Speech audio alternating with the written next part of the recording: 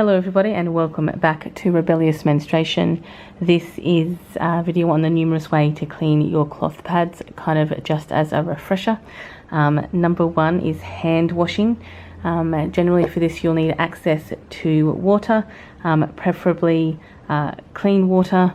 If you live in a country with tap water or water that's piped to your house, this will be filtered water and also fine to use. But of course it may depend on where you live within certain countries as to whether you have access to this or not. So when you do hand washing, generally you'll need some type of soap. There I have this probiotic laundry soap from Hanapad, and then I have this stain remover from a bunch of farmers, and this one from the Tasmanian soap company, which is called Tuss Stuff, which is a natural soap remover. So this is the probiotic laundry soap, this is the bunch of farmers stain stick, and that's just because this cover provides a good scrubbing mechanism. And this here is a scrubber bag. I've actually done a video on how to use a scrubber bag to wash your cloth pads. I have also done a video on how to wash your cloth pads with a jar and marbles, and also how to use a plunger to wash your cloth pads. I will actually link all of those videos down below, so you can go have a look at how to do those versions as well. Remember, you can't be too harsh with your pads. So the biggest risk with hand washing is people tend to really get in there and rub really hard on the surface of the pad, which can damage the fibers. And if you actually wring out your pad, so if you get your pad and you wring it out like that, you can actually damage the inner core by squishing it too much, so by twisting it too much. So that actually can damage the core. So it's better to bunch it up and squeeze out the water rather than twist. So they're the biggest risk factors in doing hand washing, is that you rub too hard and damage the fibers, or that you twist your pads to get the water out, therefore making it damaging the pad. But outside of that, hand washing can be done. The benefit of this scrubber bag is it comes with an internal, which you can see just here. I'll just pick it up a bit. Up here is an internal washboard, which is essentially what provides the agitation. So, number two is obviously the washing machine. This is probably the most obvious one, and however, that said, it depends on how you access the washing machine. I live in Australia. Most often we have washing machines in our houses and in our apartments. So they're usually personal use washing machines, and they're usually personally accessible washing machines. Other countries don't necessarily have this access in your apartment. They may have a common laundry room in the basement, or a common laundry rooms external to the house, especially when you live in apartment living and stuff like that. You generally tend to have a centralized laundry room, which means it will be a little bit more public. So the norm in Australia is to have a personally accessible washing machine and to dry them out in the sun. So we generally don't tend to use dryers a lot. We have dryers, they do get used, but they're not a predominant form of drying clothing here. Most of the time we have externally accessible lines, and so generally, if you've seen how I wash my pads routine, you will notice that I wash them in a washing machine and then I dry them outside. That is kind of a standard way to do washing here. Again, apartment living is a bit different. You generally would probably have a dryer in apartment living, but also a lot of people have an air dryer out on a balcony or in the front room in front of the sun here. So Again, as I stated before, some of you may actually live in households where you have a communal washing machine, or in places with no outside drying space.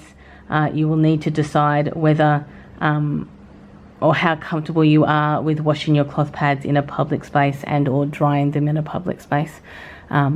Generally, even if you live in an apartment, you can actually dry them at home. There are multiple drying options for your pads, including the hangers with lots of pegs around them, or drying straps, so you can probably dry them in your apartment.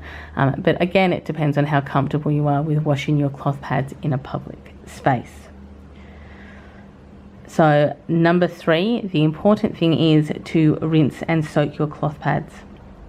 This is a very important part of the cleaning process.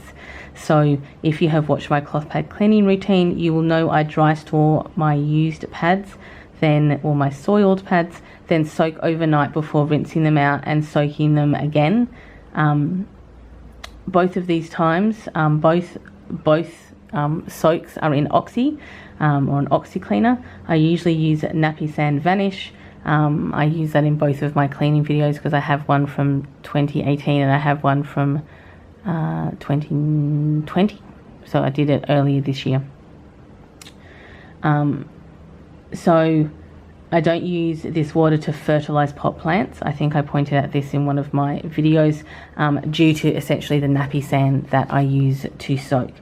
However, if you rinse your cloth pads out with no other soap or soaker, just straight water, like if you just soak your cloth pads in water straight up and nothing else, you can actually use this to water your pot plants, because essentially the blood in your the blood will assist your plants, but blood and nappy sand won't. So just please be aware that if you use like a chemical sorry about that, a chemical like nappy sand to soak your pads in, don't put this on your plants.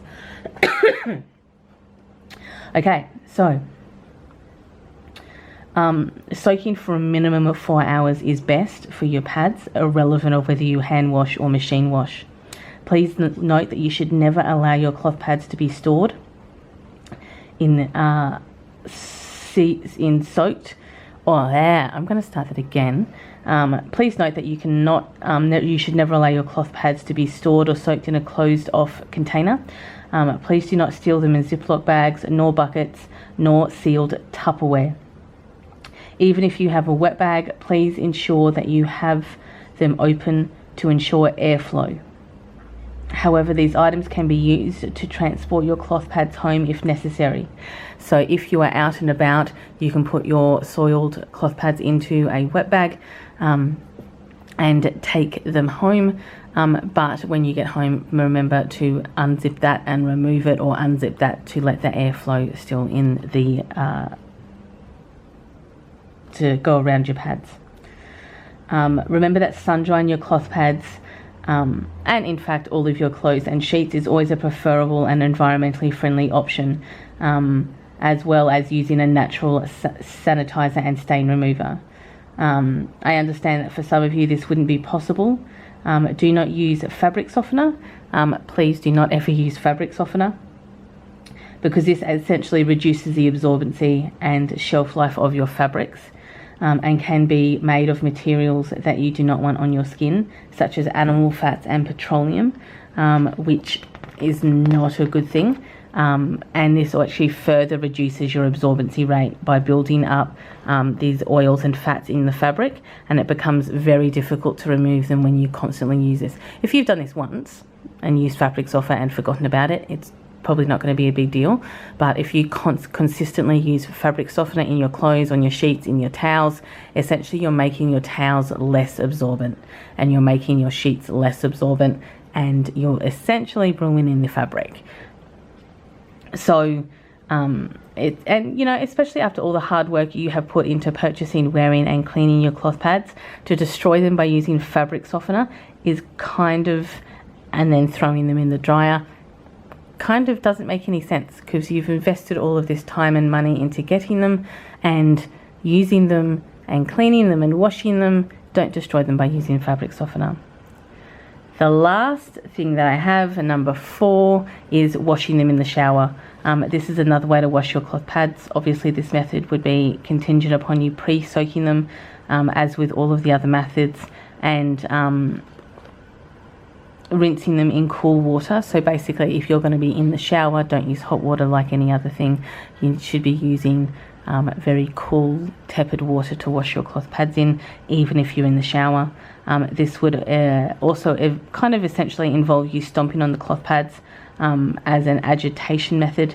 Remember not to use hot water. It's very important not to use hot water with hand washing. And this method, please be aware not to wring them out. Again, I think I mentioned that before when we talked about the hand washing, is don't wring out your pads, just kind of squeeze them to get the excess water out. So they were the 3 ways to wash your cloth pads, or the 3 generalized way to wash your cloth pads, and the one always essential thing to do. So I know some people will actually use the soaker setting on their washing machine, so they won't necessarily soak their pads outside in a bucket. They will, or just in a bucket external to the washing machine, they will put all of their cloth pads into the washing machine and then use a soaker setting in the washing machine. That's part of the programming, so that is also an acceptable way to do that as well. So hopefully this provided you with a bit of information. I will link the rest of the videos down below so that you can have a look. And thank you for watching. Enjoy your morning, afternoon or evening, depending on where you are in the day. And I will see you next video. Bye everyone.